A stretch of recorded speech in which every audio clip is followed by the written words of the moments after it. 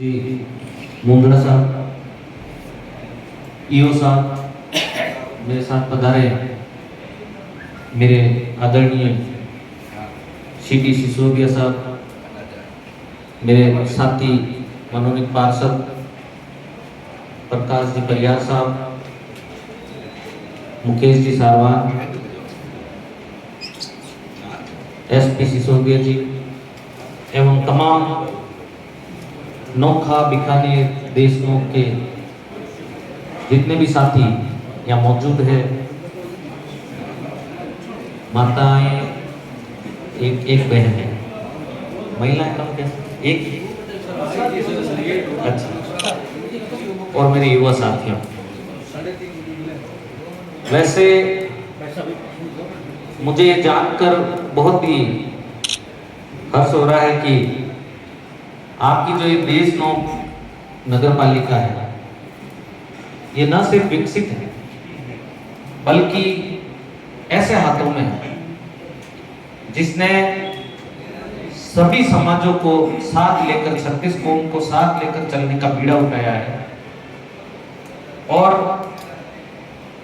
विशेष तौर पे एससी की सभी जातियों के और उनके क्षेत्रों के, उनके निवास का जो विशेष तौर पे ध्यान रख रहे हैं। ऐसे मेरे साथी मुंद्रा जी, इनसे अभी जानकारी मिली और आपके पीछे भी,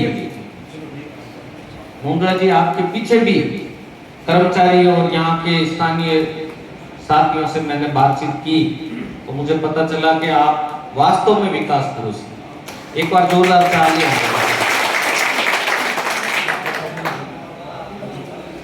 मैं बिल्कुल निशब्द हूं कि मैं अब आगे और क्या कहूं।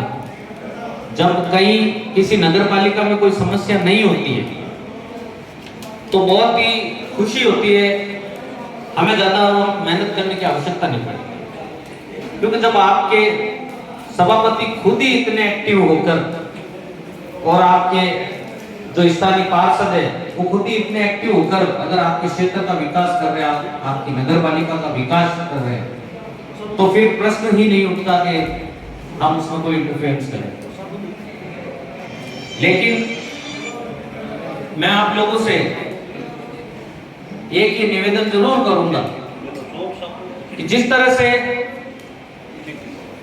देशनोक नगर पालिका में ये कांग्रेस का बोर्ड बनने के बाद में विकास ने गति पकड़ी है, जिस तरह से अनुसूचित जातियों के क्षेत्रों का विकास हुआ है, जिस तरह से शमशान भूमि का अभी मुंद्रा जी ने बताया कि किस तरह से ये उन क्षेत्रों में विकास कर रहे हैं, तो जिस तरह से आपने ये कांग्रेस का बोर्ड बनाने में अभी महत्वपूर्ण भूमिका निभाई, एक बार पुनः जब इलेक्शन आते हैं तो मेरा निवेदन रहेगा कि एक बार पुनः आप कांग्रेस का बोर्ड बनाएं ताकि ये विकास की गति रोके जाए।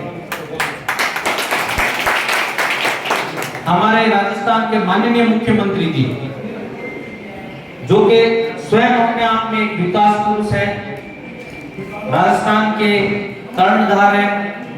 आपने देखा कि किस तरह से उन्होंने ओल्ड पेंशन स्कीम लागू कर जो कर्मचारियों का उत्थान करने का बीड़ा उठाया है, जिस तरीके से उन्होंने चिकित्सा के क्षेत्र में देश में राजस्थान को नंबर 1 बनाया है। आज कोई भी गरीब आदमी किसी अस्पताल में जाता है तो उसे निःशुल्क दवाइयां मिलती है, उसका निःशुल्क इलाज होता है। अभी चिरंजीवी योजना को पहले 5 लाख का उसमें राशि मिलती थी, अब उसे 10 लाख कर दिया गया है। और वीआरएस के बारे में तो आप सभी जानते होंगे।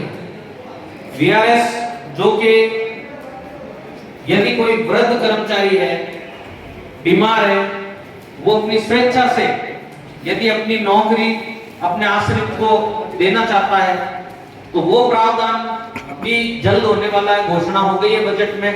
ऐसे महान मुख्यमंत्री के लिए मैं समझता हूं दिल से जोरदार तालियां। साथियों, चिरंजीवी योजना जो कि गैर सरकारी लोगों के लिए है, आम जनता के लिए, इसी तरह से सरकारी जो कर्मचारी है उनके लिए आरजीएचएस की विशेष सुविधा माननीय मुख्यमंत्री जी ने लागू की है। इसमें भी 5 लाख पहले होते थे, अब 10 लाख हो गए।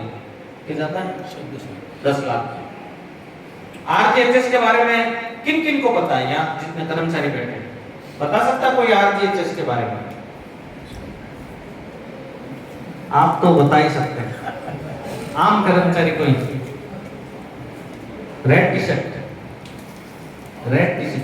हाँ। आरजीएचएस के बारे में पता आपको? इधर आओ, आते आओ यहाँ। कर्मचारी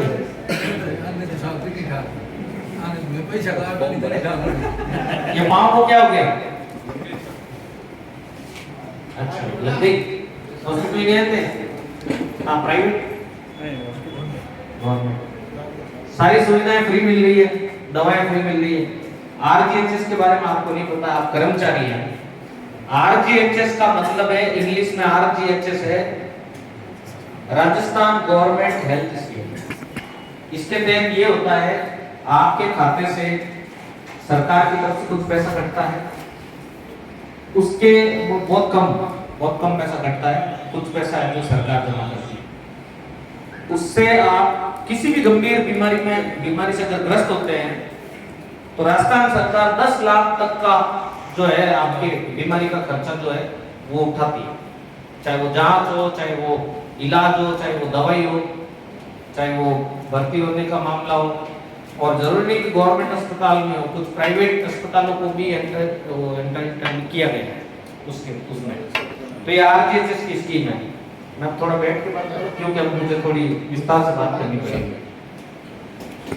तो ईओ साहब, मेरा सवाल आपसे है, आपको मैंने अभी वो दिया है, आरजीएचएस के तहत कटौती हो रही है आपकी? आरजीएस के लिए मेरे आने के बाद माइक दे दीजिए।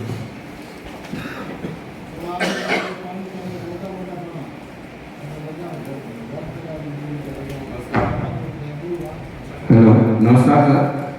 मेरे आने के बाद सर आरजीएस स्कीम के लिए मैंने एसएस साहब को एक नोटिस दिया था, आईओएस जारी किया था, जिसमें मैंने कहा था सभी कर्मचारियों की आरजीएस करानी अनिवार्य है और इसके लिए सभी कर्मचारियों के जन आधार कार्ड बनाए गए सर इसके लिए। और काफी लोगों के आरजीएस कार्ड जारी हो गए सर, लेकिन उसमें प्रॉब्लम में क्या आ रही है सर कि जो राशि हमारी कट रही है वो वहाँ पे जमा नहीं हो रही है सर। ये प्रॉब्लम आ गई सर। ये क्यों नहीं जमा हो रही? सर वहाँ से बोल रहे हैं कि कोई प्रॉब्लम है, उसमें से जमा नहीं हो रही है। नहीं, वो बना नहीं रहे हैं, वो पहले प्रॉब्लम थी लेकिन उसको रिजॉल्व कर दिया। आरजीएचएस का पैसा आपने काट लिया? काटा नहीं सर, क्योंकि जमा ही नहीं हो रहा सर अभी। अच्छा,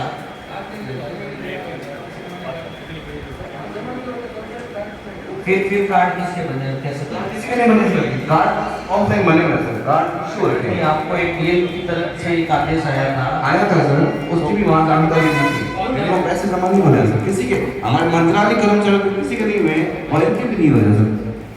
आपके बिल्कुल नजदीक लोका में तो कार्ड भी बन गए, पैसे भी कट गए, वो वहाँ कैसे? नहीं सर, अभी यहाँ किसी के नहीं हुए सर। ये नोट